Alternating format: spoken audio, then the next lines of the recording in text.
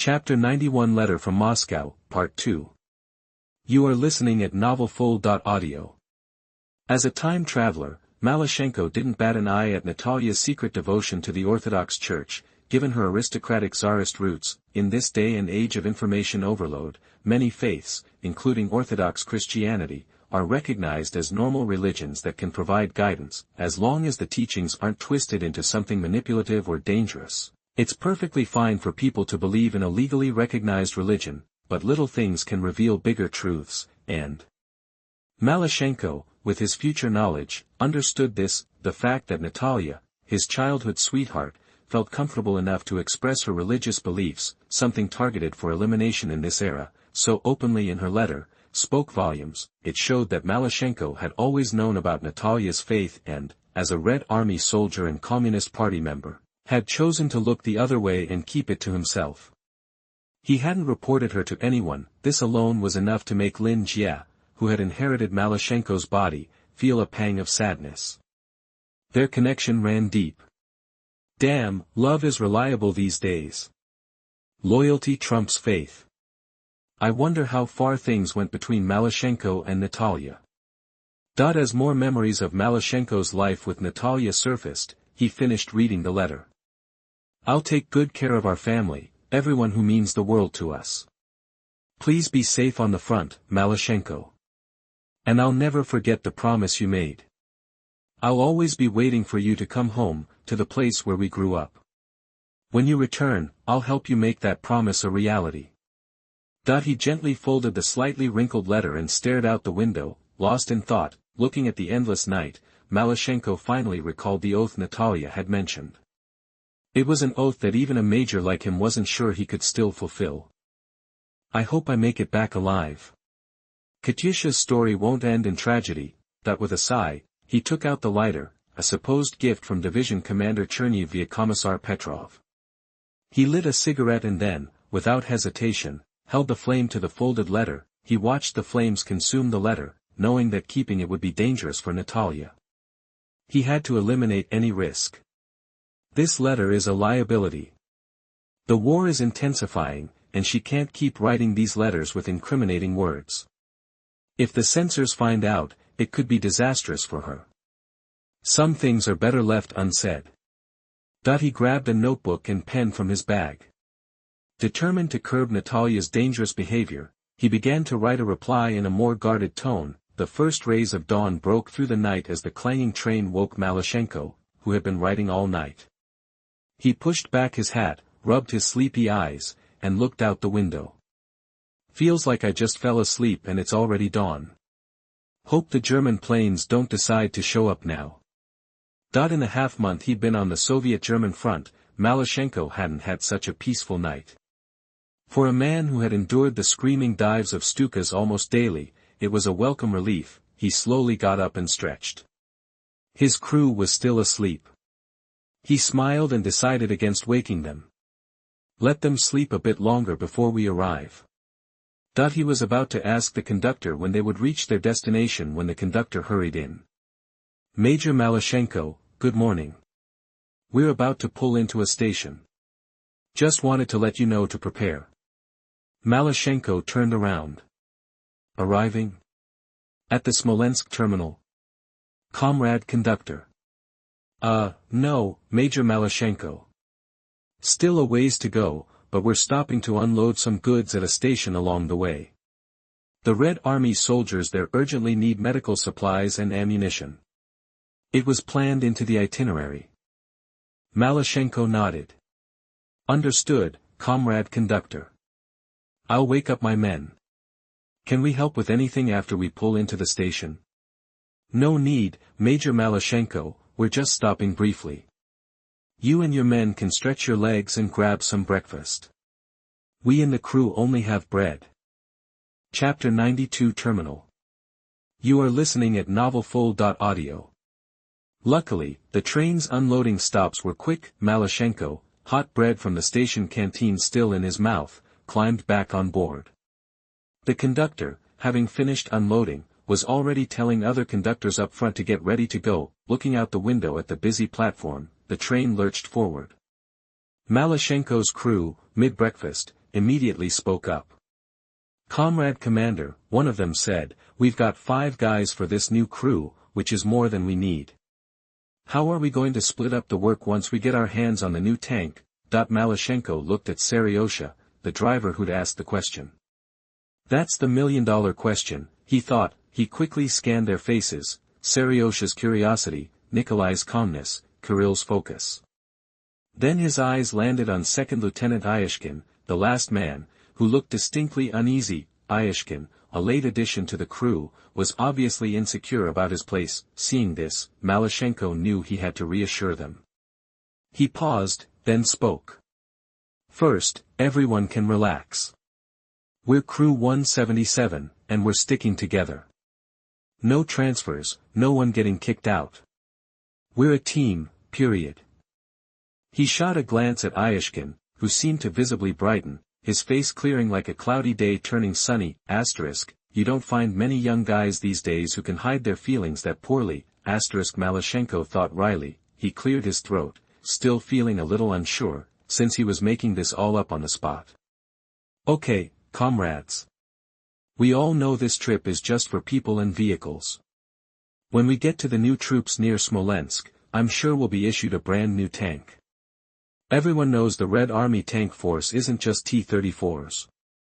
We'll definitely get a new tank that needs a 5-man crew. Trust me, comrades, it's going to happen." In reality, Malyshenko had no idea if any of that was true. He was just trying to keep everyone calm. Malyshenko, who didn't even know why he'd been reassigned to the meat grinder that was the Smolensk front, wasn't even sure they'd get a tank at all.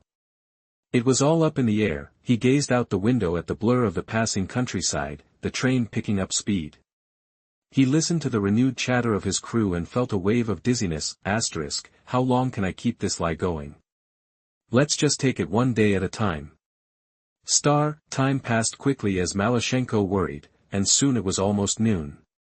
Maybe it was luck, but the German Bf-109 fighters and Stuka dive bombers he'd been dreading never appeared. Finally, the train began to slow as it approached its destination. The conductor hurried back to the carriage. "Major Malyshenko, Yartsevo station is next. Get ready to disembark." "Understood, comrade conductor." "Thank you." The 5 men, carrying their gear and helping the injured Iyashkin, stepped onto the platform. Malyshenko was about to ask someone how to get to Soviet headquarters in Yartsevo when a figure hurried toward him. "Hello, Comrade Major. Are you Comrade Malyshenko?" Malyshenko turned and saw a second lieutenant. He nodded. "That's me." "Good. Major Malyshenko, please bring your men. The commander has been waiting for you." They left the station, and the GAZ car drove through Yartsevo, finally stopping at a large building that looked like a government center. The young second lieutenant jumped out to open the door. "Major Malyshenko, if you would follow me." Malyshenko felt a knot of anxiety in his stomach. Then he saw a familiar face, one he hadn't seen since their last meeting. Rokossovsky, looking determined but with a slight smile, put down his pencil and spoke. "Well, Comrade Malyshenko, do you remember me?" Malyshenko was stunned, wondering if he was hallucinating. A sudden thought struck him, and he snapped to attention. "Tank Major Malyshenko reporting for duty, Comrade Rokossovsky. I wish you good health." Following his lead, the other 4 men, including the injured Iyashkin, raised their hands in salute. Chapter 93 Honors. You are listening at novelfull.audio. Looking at the eager faces before him, Rokossovsky gave a slight nod, clearly pleased. He returned their greeting with a gentle wave. "Welcome, boys. Comrade Malyshenko, what are your thoughts on being ordered to the Smolensk front?" Thoughts? Rokossovsky's question gave Malyshenko a sudden pang of unease. He racked his brain trying to recall any sign of fear or dissatisfaction he might have shown, but came up empty. Figuring Rokossovsky was just joking, Malyshenko straightened up and replied firmly. "Comrade Commander, I have no thoughts. A soldier's duty is to obey orders.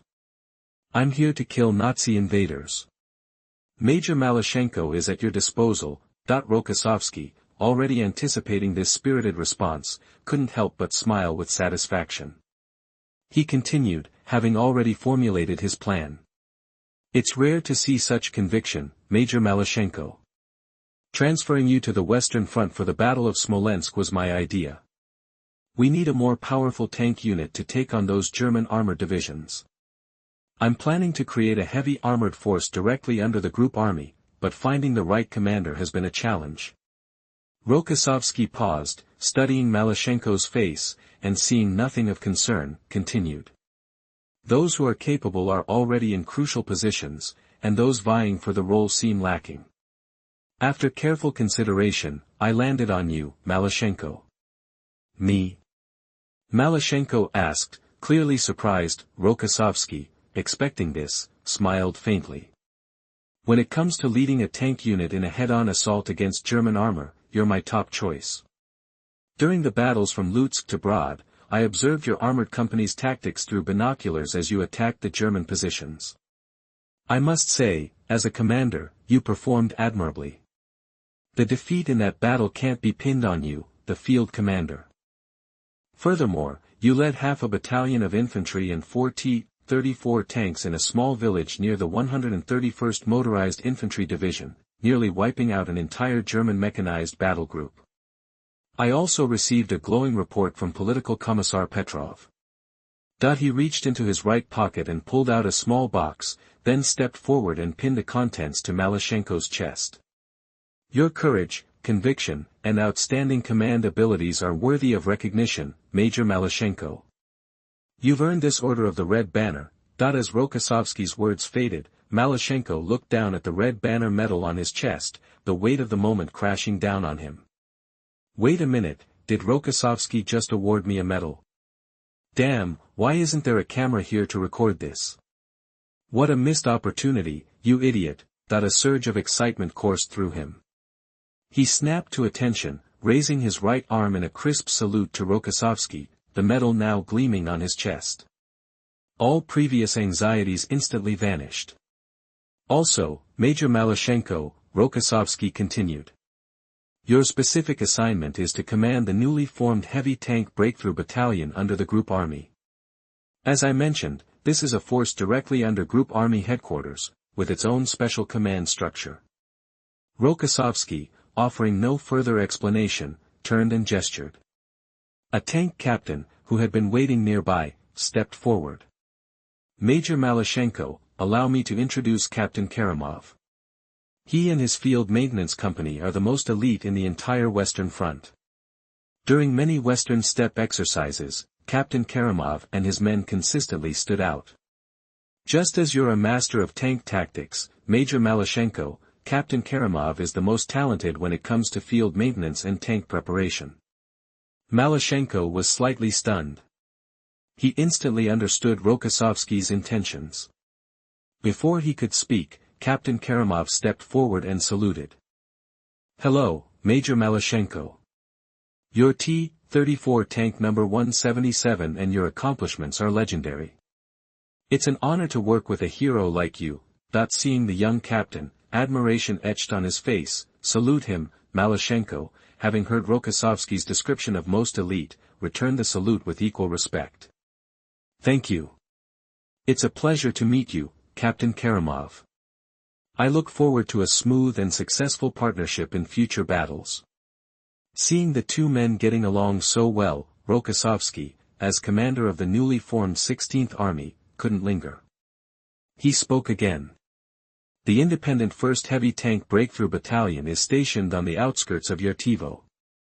Some equipment and personnel are already in place. Captain Karamov will take you there to begin your duties.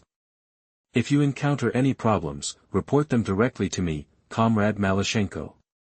Half an hour later, following Karamov, Malyshenko arrived at his new station and saw the new vehicle Captain Karamov had so carefully prepared.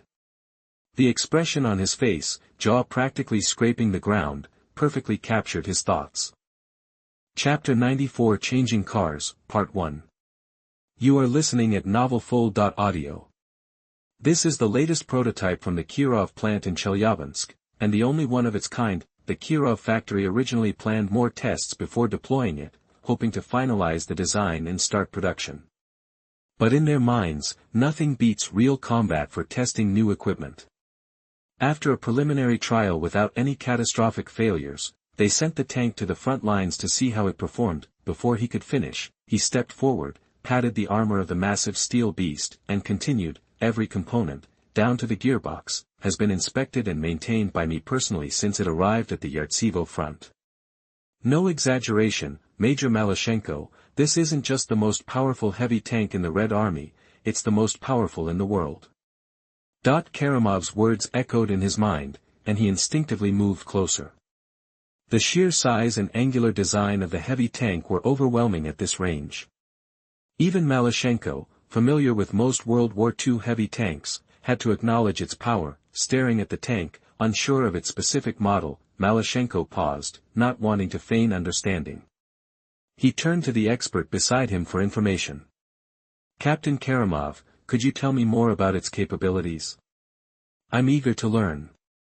"My pleasure, Major Malyshenko. It's my duty." With that, Captain Karamov nimbly jumped onto the tank, patted the gun barrel, and began describing the machine he knew so well. Compared to earlier models, the biggest difference is the 76mm ZIS-5 tank gun. As you can see, Major Malyshenko, this new ZIS-5 is derived from our T-34, with improvements based on the F-34. The gun mount and mantlet have been significantly enhanced, making it easier to use. Combined with the spacious turret, you can acquire targets and strike first more effectively. After describing the main gun, the tank's biggest upgrade, he hopped to the upper hull armor and tapped the double-layered plating with his heel, producing a sharp sound. He then moved on to the improvements in protection. For protection, the Kirov factory welded two 25mm plates of homogeneous steel to the upper and lower front of the hull. This was a hasty response after reports of Germans using their 88mm anti-aircraft guns against our heavy tanks. With these plates, the effective frontal armor is about 100mm. I don't know if it truly stops the German 88, but theoretically, it's a major improvement. Since Operation Barbarossa, the German 88mm anti-aircraft gun had been a key weapon, accompanying the main forces, even on dangerous armored combat missions. As a result, in the early days of the Great Patriotic War, the Red Army, constantly under attack, hadn't captured a complete 88mm gun. Destroying one required immense courage and sacrifice. Lacking a sample gun for testing, Soviet engineers could only estimate the 88mm's armor-piercing capabilities based on frontline reports and descriptions. They then tried to make their new heavy tanks immune to it. World War II tank fire control and sighting systems were crude, unable to perform the complex maneuvers and precision shots of later tanks. Most anti-tank battles occurred within a kilometer. Malyshenko remembered that the German 88's penetration at 1 kilometer was around 115mm of homogeneous steel at a 90-degree angle. This varied slightly in combat, but it was still a formidable anti-tank weapon. The engineers at the Kirov factory were remarkably close in their guess. Despite lacking a captured gun, Malyshenko admired their abilities. The Soviet tank force that dominated the Cold War wasn't built overnight. Lost in thought, Malyshenko was brought back to the present when Captain Karamov jumped off the tank, having finished his presentation. Besides those major upgrades, we made minor improvements like switching to cast tracks and adding an external fuel tank for increased range. While this prototype was built at any cost, some old issues remain. The transmission is unchanged, and the 47-ton weight means it can't move like a T-34. But I doubt those minor problems will bother you, Major Malyshenko. Chapter 95 Changing Cars, Part 2. You are listening at novelfull.audio. After Captain Karamov's playful praise, Malyshenko smiled faintly and shook his head. Whether it's a big problem or not, you can't just say, Comrade Karamov. We'll only know for sure once I take this thing into battle. But I am curious, does this tank have an official name? What am I supposed to call it? Karamov scratched the back of his head. As Rokossovsky's top technician assigned to Malyshenko, this simple question gave him pause. Seriously, Major Malyshenko, this is the first prototype, so it hasn't been officially named yet. We don't even know if it'll make it to mass production. I honestly don't know what to call it. After a moment of thought, Karamov spoke again, seemingly having come up with an answer. How about this, Major Malyshenko?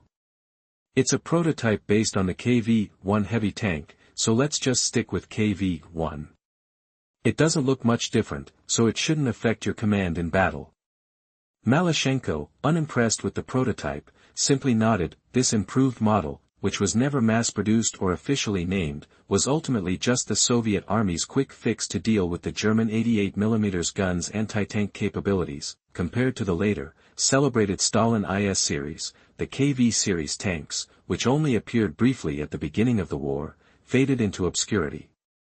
This wartime modification was largely forgotten, and for good reason. Still, as Captain Karamov pointed out, this specially modified KV-1 prototype was indeed a powerful heavy tank. Its 76mm ZIS-5 gun, similar to the T-34's 1941 F-34, was capable of destroying any German tank within normal combat ranges from the front. For protection, the 75mm sloped armor on the front of the hull was reinforced with a 25mm welded plate, giving it the equivalent of 100mm of solid steel armor, even without the additional armor on the turret front. The specially improved 90mm semi-curved gun mantlet provided sufficient defense against all German anti-tank guns, except for the 88mm. The KV-1's V12 diesel engine delivered 300 horsepower, allowing the 47-ton tank to reach a theoretical speed of 34 km per hour, while it used the same transmission as the old 1920 Hongqi tractor. The rear-mounted engine and transmission made the KV-1 even harder to maneuver than the T-34, however, its strengths outweighed its weaknesses. Compared to other heavy tanks of the time, the KV-1's comprehensive power made its maneuverability shortcomings forgivable. You couldn't have everything. Seeing Malyshenko's satisfied expression, Karamov realized this tank suited his taste. He breathed a sigh of relief. He would have been disappointed if his hard work had been rejected. Before your crew arrived, command was going to have you pick a gunner from the ranks. This KV-1 is more demanding than the T-34, you really need a coordinated 5-man crew. But you brought your own gunner. Malyshenko smiled. He was already pleased with Rokossovsky's logistics supervisor. Second Lieutenant Iashkin joining my crew was a fluke, but it seems to be working out. It's almost magical. After their chat, Malyshenko sent Karamov on his way. Finally alone, he immediately climbed into the turret, his new major's uniform crisp. This is spacious. Damn, this is comfortable. Thought it sounded rough, but it was Malyshenko's honest first impression, compared to the T-34, which was deliberately made smaller with sloped turret armor to minimize its profile. The boxy KV-1 turret offered a far more comfortable interior. Even with 3 crewmen instead of 2, there was room to move. This was a welcome change for Malyshenko, who was tired of the T-34's cramped turret. Sitting in the commander's seat, he reached out and touched the breech of the 76mm ZIS-5 gun. The familiarity assured him it was nearly identical to the F-34 on his old T-34. The gun sights were even in the same position. This was great news for Malyshenko, who was using a heavy tank for the first time. Chapter 96 War Clouds, 1. You are listening at novelfull.audio. Malyshenko looked away from the massive, cold breech block and swiveled his head back. Then, something else caught his eye, surprising him. The turret's first ammunition rack. Man, finally a design that's not completely insane. That this first ammunition rack was a new feature, an ammunition rack inside the turret to hold spare shells, moving them from the vehicle's hull to a more accessible spot. During World War II, this design had its pros and cons. The turret's front, being the most likely spot to be hit, was also the most vulnerable. So, placing an ammo rack there was risky. If the armor was penetrated and the ammo rack exploded, the crew was toast. The detonation could even blow the turret off a heavy tank, leading to the infamous turret toss. However, there were advantages. The first ammunition rack increased the tank's overall ammo capacity, improving its staying power on the battlefield. it also sped up reloading. Instead of bending down into the hull, the loader could simply grab a shell from the rack and load it. Overall, the advantages outweighed the disadvantages. Late in the war, tanks like the German King Tiger, the Soviet Stalin IS-2, and the IS-3, which debuted at the 1945 Berlin Parade, all used this design. Even with its drawbacks, Malyshenko, being from the future, was glad to see this design, which was destined to become standard. Back in 1941, commanding the T-34-76, the lack of a first ammunition rack meant the loader, Kirill, had to contort himself every time he loaded a shell. He had to haul those heavy 76mm shells from the hull rack back up to the turret. It sounds easy enough, but doing it in a cramped, shaking turret during combat was no picnic. 1, 2, 3, 40. Malyshenko, counting as he looked around, seemed pleased with the total number of shells in the racks on the left and right sides of the turret. 5 rounds per rack, 10 total. Good. Kirill's gonna flip when he hears. Reloading speed will be way faster than the old T-34. Plus, the KV-1's turret was much bigger than the T-34's. Even with the ammunition racks, there was still plenty of room. The T-34's problem of the commander having to double as the gunner because of the tight space was finally solved. Now, Malyshenko's 5-man crew, including the new second lieutenant Iyashkin, could finally operate at full capacity. Driver Seriosha, radio operator Nikolai, loader Kirill, gunner Iyashkin, and commander Malyshenko. Freed from his extra duties, Malyshenko could focus on command, crew coordination, and combat tactics. For Malyshenko, who was sick of doing 2 jobs, a full 5-man crew was the best way to boost the tank's effectiveness. After inspecting every inch of his brand new tank, fresh from the factory and personally maintained by Captain Karamov, Malyshenko was pumped. No stains, oil smell, rust, structural wear, or armor fatigue. All the flaws of the old T-34 were gone. This carefully maintained, brand new vehicle was exactly what Malyshenko had always wanted, the perfect tank. As Malyshenko hopped off the turret and headed toward the camp, dozens of kilometers away, near Yertivo, a German general with 3 stars on his shoulders was touring the headquarters of his subordinate divisions in a Kubelwagen. It was July, and the summer weather on the east bank of the Dnieper was gorgeous. The Dnieper River, unspoiled by modern industry, was like a silver ribbon across the grassland. The general, seemingly lost in the beauty of the landscape, turned to his adjutant in the back seat and said softly, "The Bolsheviks have such a vast land and rich resources, yet they leave it undeveloped. This scenery is beautiful, but it's also a sign of industrial backwardness. Don't you think so, Harrian?" The young adjutant adjusted his cap and looked in the direction the general indicated. The river sparkled, reflecting the sun's golden light. As the Führer said, the swords of German soldiers will secure fertile land and living space for the plows of the German people. And we are the executors of the Führer's will and the people's interests, Commander Guderian. Chapter 97 The Legend of the Leopard King. You are listening at novelfull.audio. The small bucket truck bumped along until it finally reached its destination on schedule. Guderian opened the door and stepped out, immediately spotting a familiar face. "Commander Guderian, welcome. We're honored by your inspection." Guderian, calm and with a polite smile, greeted the respectable middle-aged SS officer. "General Hauser, I'm interested in your division's progress. Fill me in." "With pleasure, Commander Guderian." Guderian, Hauser, and a group of 10 or so senior German generals and their staff strolled along the Dnieper River, talking. They watched SS soldiers constructing a pontoon bridge to cross the river. With the frontline war progressing well, Guderian was in high spirits and ready for good news. The lead armored forces and some infantry have successfully crossed the river and are ready to advance after a short rest. However, a considerable number of follow-up armored vehicles and supplies are still behind. A full-scale attack on the Soviets will have to wait until everyone's across. Hauser finished his report. Guderian rolled up his sleeve, glanced at his watch, and, realizing he had to move on, spoke again. "Earlier, I received an aerial reconnaissance report. Soviet troops southwest of Gorky are advancing toward the Dnieper, possibly attempting a breakthrough counterattack. Your Imperial Division must expedite its advance, Commander Hauser. At the same time, increase reconnaissance toward Monostrashina, south of Smolensk, to prevent the Russians from exploiting any weaknesses. Don't hesitate. We can't underestimate these Ivans, they're the toughest opponents we've faced yet. He paused, then, remembering a recent intelligence telegram, decided to emphasize the strategic situation. Also, intelligence reports that Moscow has replaced Pavlov, the Western Front's former commander, due to poor performance.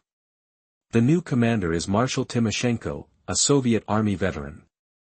This veteran Bolshevik is a formidable opponent, more so than Pavlov. A tough battle awaits us, Commander Hauser. Ensure your Imperial divisions are prepared. SS Lieutenant General Paul Hauser, deeply respectful of Guderian, the father of German armored warfare, snapped to attention. The Imperial division will crush any enemy that dares stand before it. Our loyalty to the Führer guarantees nothing less, Commander Guderian. Satisfied with the assurance from Hauser, known as a tough character, Guderian, after giving a few final instructions, turned to leave, unaware that an ordinary SS infantryman with an MP-38 submachine gun was watching him quietly from across the newly constructed pontoon bridge. "Hey! Buckman! What are you doing standing around, you goof? Get over here or I'll kick you into the river," that the young Ernst Bachmann, hearing his squad leader, a grumpy, 40-ish man, yell his name, quickly grabbed his helmet and hurried toward the voice. "Hey, Haynes, was that General Guderian?" "I think it was." Bachmann asked, catching up. Haynes glanced back, confirming, "You've got sharp eyes, kid." "Yeah, that's General Guderian, commander of the 2nd Panzer Group." Bachmann's eyes lit up, like a starstruck fan. "That's the closest I've ever been. He's my idol. I heard he helped the Führer build our armored forces. I hope I can drive one of those glorious tanks someday." "That's the dream." Haynes, not taking him seriously, dismissed it as youthful idealism. "I don't know about that, but if you don't pick up the pace and keep up with the squad, I will kick your ass." "Move it, soldier." Haynes had no idea that Bachmann's dream, dismissed as whimsical, would become legendary, etched in the annals of armored warfare for future generations, unaware of Guderian's activities nearby as he was preparing his troops for a potential Soviet counterattack. Malyshenko, satisfied with the state of his vehicle, carefully reviewed the 1st Heavy Tank Breakthrough Battalion's organizational chart given to him by Captain Karamov. According to the organizational table, the battalion-level heavy armored unit, reporting directly to Rokossovsky's 16th Army headquarters, was a force to be reckoned with, first and foremost, as the most important combat element under the 1st Heavy Tank Breakthrough Battalion. The total of 4 heavy armor companies already constituted a reinforced level of organization within the current Soviet tank forces. Each heavy armored company was organized with 3 tank platoons, and each platoon was equipped with a standard of 3 KV-1 heavy tanks and 1 T-34 medium tank. In addition, the company-level command element of the armored company headquarters included an additional KV-1 heavy tank for each the tank company commander and deputy company commander. Chapter 98 Meeting Across Time and Space. You are listening at novelfull.audio.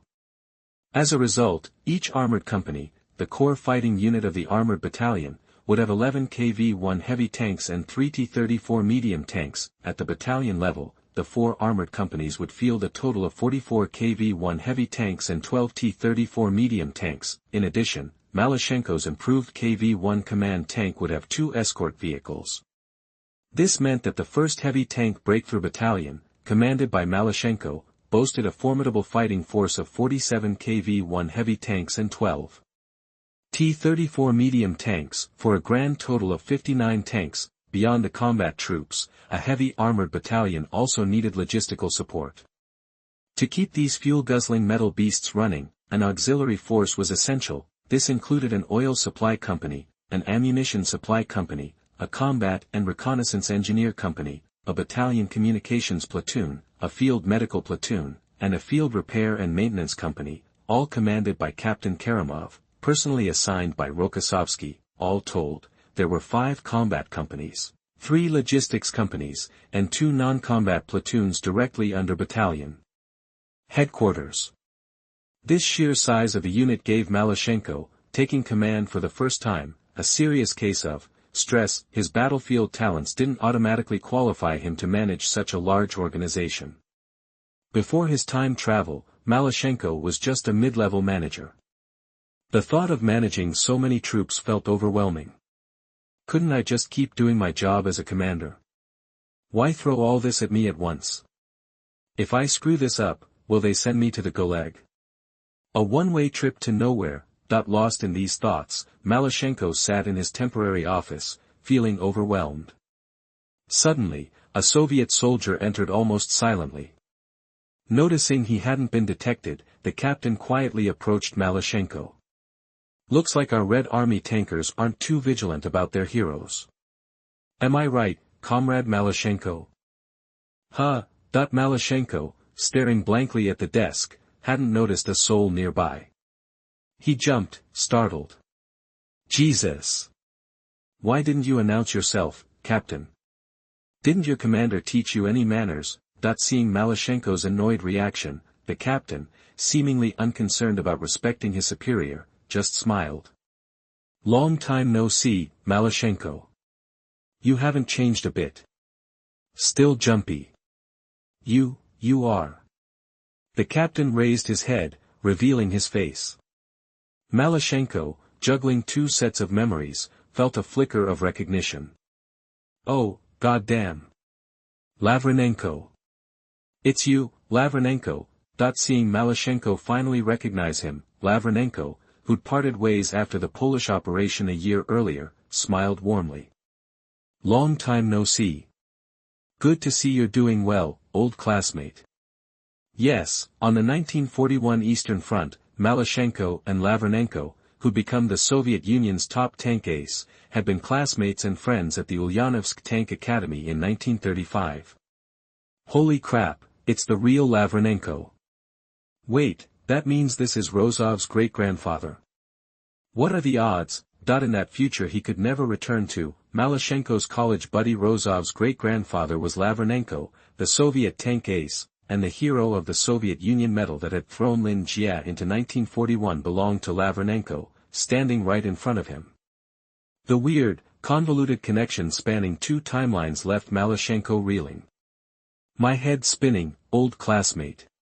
Give me a minute to process this. Lavrenenko, assuming his old classmate was just startled, smiled and stood aside, waiting for Malyshenko to collect himself. After a few minutes of sorting through memories and piecing things together, he realized the reality of the situation. He was face to face with his former classmate Rozov's great-grandfather, the legendary tank ace. Malyshenko turned to him, a complex expression on his face. This is a real shock, Lavrenenko. Sorry for losing my cool. It's really good to see you, old classmate. That's more like it, Malyshenko. The 2 men, old friends who understood each other well, shook hands firmly. Meeting his old classmate's great-grandfather after decades of time travel was a magical, indescribable experience. I wonder if Rozov even knows his great-grandfather knew a guy named Malyshenko. Should I leave him a letter for decades later? Nah, he'd never believe it.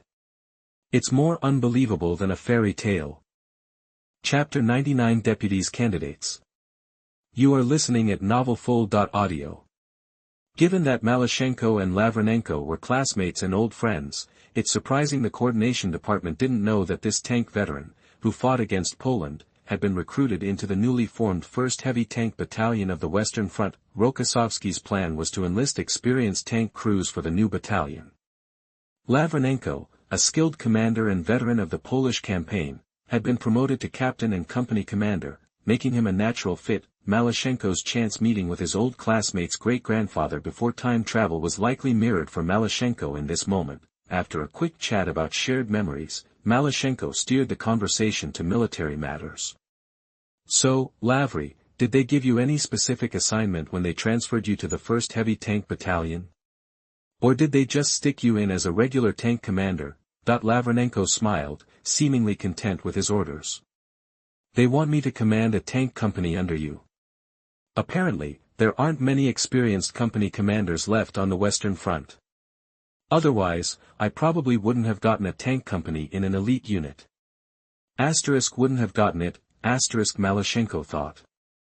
Dude, you're the #1 tank ace of the Soviet army in World War II, suppressing his inner monologue, Malyshenko smiled. Speaking of which, Lavry, I'm short a deputy. I can't run this whole battalion by myself. If you're interested, I could recommend you to Rokossovsky as the deputy battalion commander. It would make my job a whole lot easier. Malyshenko wanted Lavrenenko as his second-in-command for two key reasons.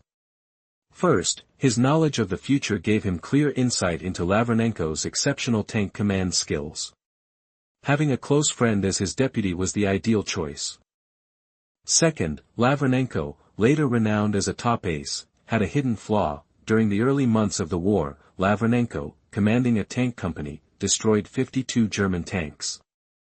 But this hunger for glory would ultimately lead to his demise. On December 18, 1941, after destroying his 52nd tank near Goryuni, Lavrenenko, excited, jumped out of his tank without securing the battlefield to report his success. This eagerness proved fatal.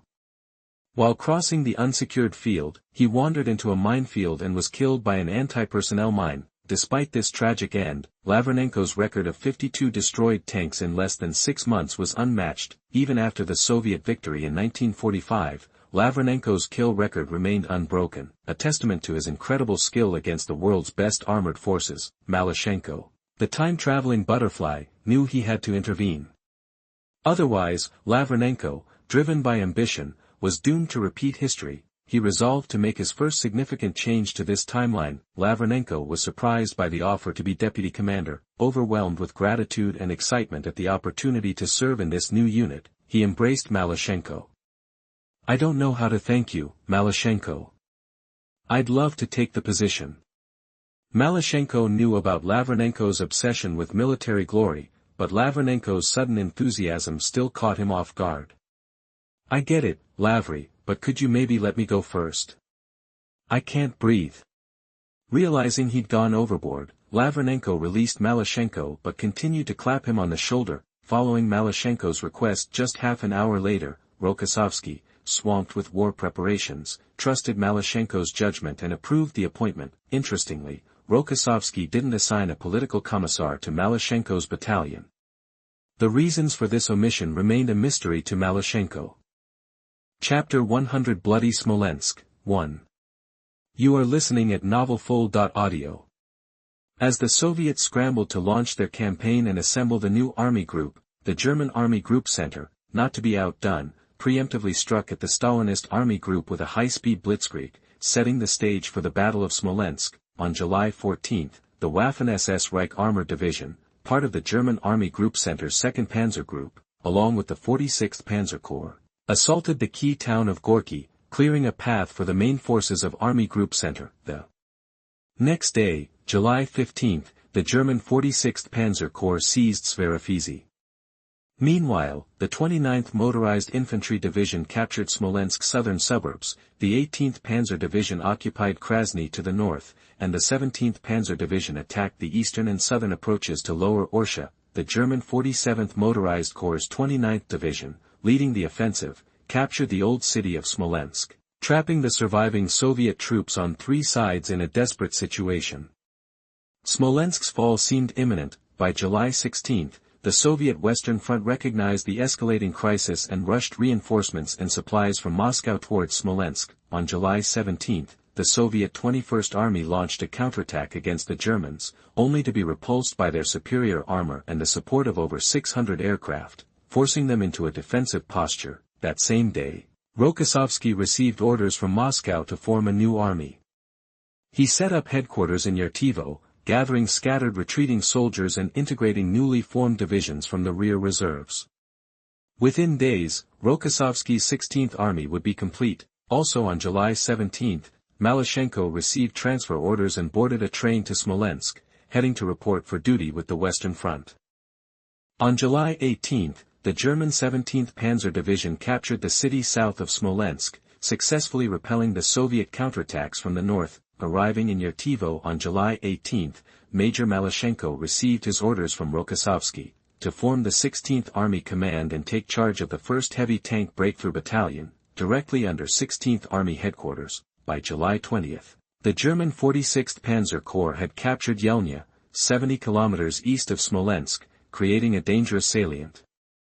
Pointing directly towards Moscow, the Soviet forces massing near Smolensk were on the verge of collapse. At this point, the newly formed Soviet Western Front under Marshal Timoshenko had suffered over 300,000 casualties and 80,000 wounded, a staggering loss of over 20,000 troops per day. Stalin, upon learning of Yelnya's capture and the threat to Moscow, was enraged. He immediately ordered Timoshenko to launch a counterattack within days using the newly formed battle groups, demanding immediate action. To bolster Timoshenko's efforts, Stalin transferred 17 divisions from 4 other Soviet army groups to reinforce the Western Front, demonstrating his resolve to win the Battle of Smolensk. Time marched on as the Germans advanced and the Soviets desperately deployed reinforcements. On July 22, the fully prepared Soviet Western Front, under Marshal Timoshenko, unleashed a massive assault with 5 armies, the 24th, 28th, 29th, 30th, and Rokossovsky's 16th. In this colossal battle encompassing the entire Soviet Western Front and the German Army Group Center, Rokossovsky's 16th Army aimed to strike at the German rear and flanks, relieving pressure on the main Soviet offensive. Malyshenko's 1st Heavy Tank Breakthrough Battalion, Rokossovsky's most trusted unit, was thrown into the thick of the fighting almost immediately. Major Malyshenko, your mission is to help the infantry break through the German lines and create an opening. Hill 142, held by the Germans, must be taken. There's no other option. Understand. Using his new commander's periscope, Malyshenko could clearly see the hilltop less than a kilometer away. Realizing the battle was about to begin, he grabbed the radio and replied to Rokossovsky. Our tracks will grind those Nazi invaders into the dirt. Stand by for our report, Comrade Commander. Switching to his battalion's communication channel, Malyshenko, hardened by previous tank battles, calmly issued his orders. Comrades, our target is Hill 142, held by the Germans directly ahead. Crush them. We have no choice. For the motherland. For the motherland. The roar echoed through the battalion's communication channels. Malyshenko was especially pleased that every tank in his newly formed heavy tank battalion, including the T-34s, was equipped with the latest 10R wireless communication radios. These new radios would allow Malyshenko to finally overcome the communication problems he had faced in previous battles, freeing him from his role as a part-time gunner and allowing him to fully command the battle. Spotting the German anti-tank teams adjusting their guns, Malyshenko, now freed from the gunner's position, rested his arm on the gun breech and placed it on the shoulders of the ready gunner. Your wound hasn't fully healed, so take it easy, Second Lieutenant Iashkin. Watch out for those Germans. Let's go.